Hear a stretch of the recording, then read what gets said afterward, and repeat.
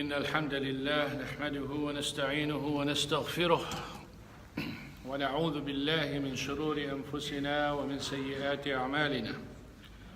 من يهده الله فلا مضل له ومن يضلل فلا هادي له، وأشهد أن لا إله إلا الله وأشهد أن محمدا عبده ورسوله. ثم أما بعد، عن عبد الله بن عمرو بن العاص رضي الله عنه قال: قال رسول الله صلى الله عليه وسلم: من أحب أن يزحزح عن النار ويدخل الجنة فلتأته منيته وهو يؤمن بالله واليوم الآخر وليأت إلى الناس ما يحب أن يؤتى إليه.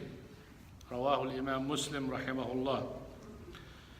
Abdullah ibn Amr ibn al-As reported a hadith that the Prophet sallallahu alaihi wasallam said, anyone who likes to be moved away from hellfire and admitted to Jannah, then he should die on the state of believing in Allah subhanahu wa ta'ala and the Day of Judgment, and he should deal with people the way that he likes people to deal with him.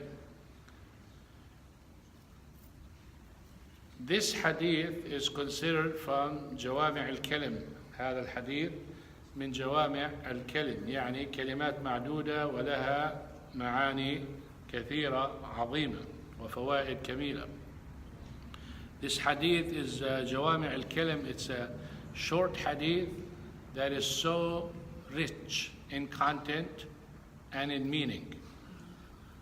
Few words, but to understand it, it involves the whole religion, or it means the whole religion in short sentences.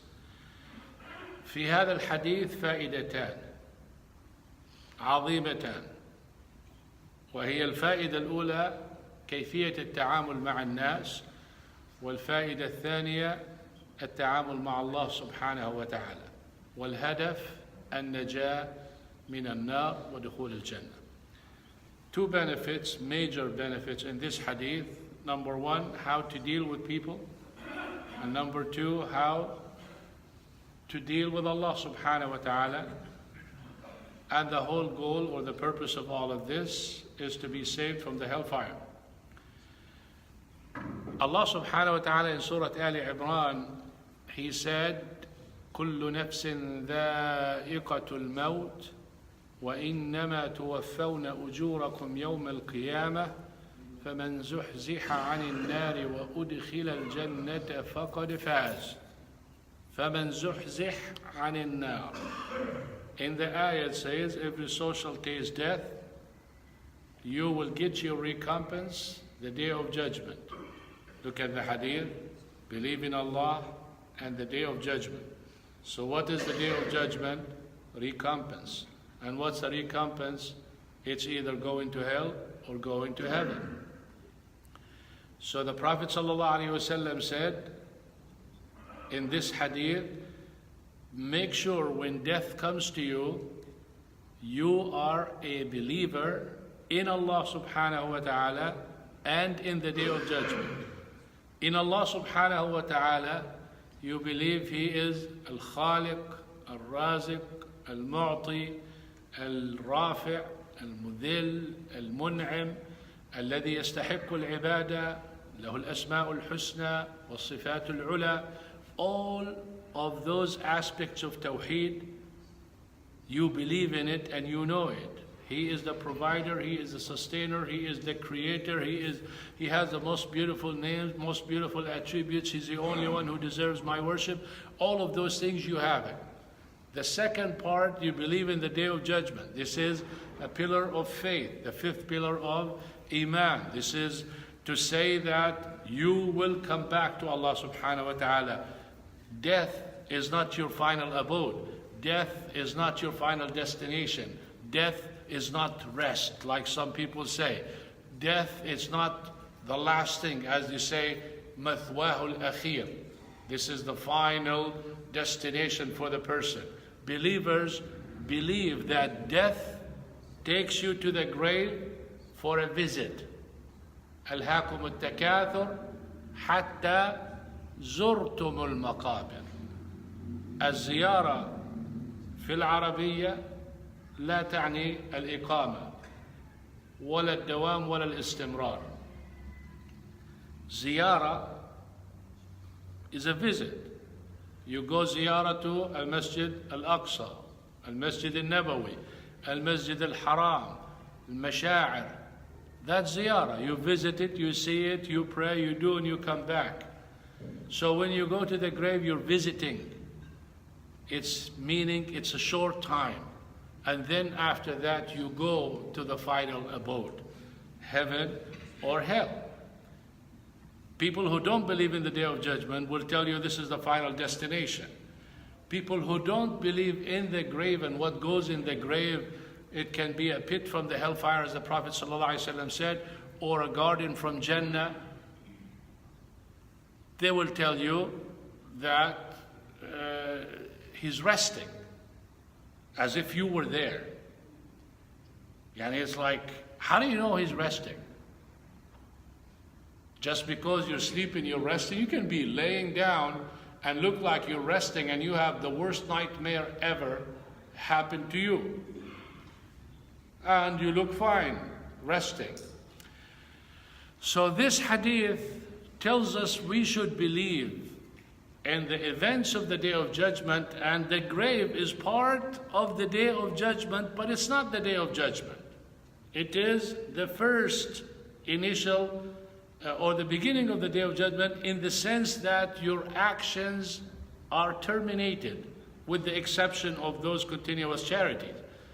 So when you die, it's like your Day of Judgment started, but it's not the real Day of Judgment. So some people confused here say, how can you be punished in the grave and it's not the Day of Judgment?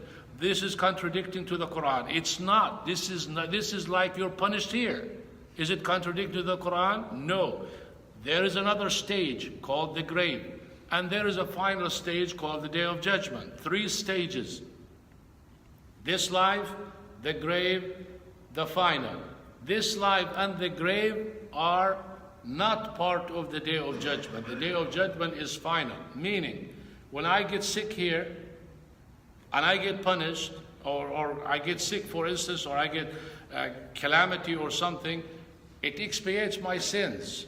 Some of the sins are not expiated, but with a punishment in the hellfire. And the Prophet ﷺ told us, what are they? Basically, not caring for purity when you go to the bathroom, backbiting, gossiping. These are punishments. If you die not repenting from it, you will be punished in the grave. That's your punishment there. This is not a Day of Judgment. This is like certain oppression is punished here before the Day of Judgment. So when you're punished here, that doesn't mean you're punished for the Day of Judgment. When you're punished in the grave, it's not part of the Day of Judgment. It is still like dunya. So those punishments have to be in the grave. The Prophet ﷺ told us explicitly to stay away from those things. And there are many other punishments you get in that. That's not the topic, but I like to touch on that, because a lot of people don't understand the difference between the barzakh and the Day of Judgment. Barzakh is the life in the grave. It has its ruling, it has its things, just like the ruling of this life. Different than that, though. We don't know what it is because we are not there. So if someone comes and talks about the grave, how and all of that, when you die and you come back, you let us know, inshallah, and then we'll believe you more. But for the meantime, we're going to believe what the Prophet ﷺ said and what Allah subhanahu wa ta'ala said. Whatever we don't know, then we leave it to Allah subhanahu wa ta'ala. So make sure you are believing in Allah subhanahu wa ta'ala and the Day of Judgment. The second one is deal with people the way you like to be dealt with. This is the one that most people don't understand. If you really want to look at yourself, how good you are, and how good you are dealing with people. Always put yourself in whatever position of the person you're dealing with. He's going to buy something from me. I know the value of what I have.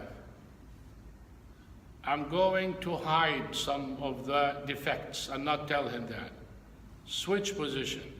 He's selling it to me. I found out that he is hiding something. Would I like it? Then don't do it.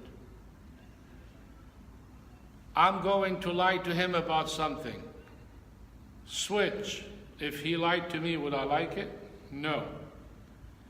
He gave me a trust, and I'm going to mess and use that trust. Let's say he left his car with me. So I'm starting to maybe drive it or do some benefit from it. If I don't have a permission and I gave him my car, would I like it? No. Then deal with him like that. If you deal with people the way you like people to deal with you, you will not lie, you will not break a trust, you will not backbite, you will not gossip, you will not do any of the the haram transaction, because you don't like it to yourself. So look how the Prophet ﷺ said, he did not say, don't lie, don't. He gave you all the negative things that people might do. He told you, deal with them the way you like to be dealt with yourself. Look how simple and how easy, but how deep the meaning of it. The same thing. Make sure if death comes to you, I know who's Allah subhanahu wa ta'ala and I believe in him, and I know what's the day of judgment and I believe in it. This is exactly like the ayah, فَلَا تَمُوتُنَّ إِلَّا وَأَنْتُمْ مُسْلِمُونَ. Don't die, but you're in the state of Islam. How can you make sure that you're in the state of Islam? Practice it and be steadfast on practicing it. Then you have no other option but to die on the state of Islam. It's not like angel of death will send you a text message and now you fix yourself and you say, okay, I'm in the state of Islam. No, it's not like someone would tell you, how can you fulfill that? This is impossible. It's not impossible. This is to tell you, be steadfast on Islam all the time. Just like don't let Allah subhanahu wa ta'ala see you where he doesn't want you, or miss you where he wants you. If you do that, you die on the state of Islam, and you die on the state of believing Allah subhanahu wa ta'ala and the day of judgment, and you would fulfill dealing with people, because you are where Allah subhanahu wa ta'ala likes you to be, and you stay away from where Allah subhanahu wa ta'ala doesn't want you to be, and naturally you're not going to do or say except what pleases Allah subhanahu wa ta'ala, and stay away from that displeases Allah subhanahu wa ta'ala. So this hadith, if you understand it, you perfected the two relations that we're created for. We're created to fulfill two relations, one with Allah subhanahu wa ta'ala and one with people. If you perfect the one with Allah subhanahu wa ta'ala, you still need to perfect the other one with the people. You cannot do one of the two. It has to be both, good with Allah subhanahu wa ta'ala and good with people. And you cannot live without people. You cannot in fact worship Allah subhanahu wa ta'ala without people. You have to mix, you have to go to jama'at, you have to visit one another. You can't function. We're sociable human beings. We have to deal with one another, Muslim or non-Muslim. You still, that's the meaning of the ayah, يا أيها الناس إنا خلقناكم من ذكر وأنثى وجعلناكم شعوبا وقبائل لتعارفوا. So you know one another. And knowing one another, meaning dealing with one another. You buy and you sell and you marry and you do all of those things, transactions. So focus on this hadith, understanding, and inshallah you will be from the people who will be زُحْزِحَ عَنِ النَّارِ وَأُدْخِلَ الْجَنَّةِ, moved away from the hellfire and admitted to Jannah. So when you're not in hellfire, naturally you're in Jannah. So why is it moved away from the hellfire and admitted to Jannah? Confirmation. Confirmation to not be in hell and to go to Jannah. We ask Allah subhanahu wa ta'ala to make us from the people of the Jannah. جزاكم الله خيرا. سبحانك اللهم وبحمدك أشهد أن لا إله إلا أنت أستغفرك وأتوب إليك. السلام عليكم ورحمة الله وبركاته.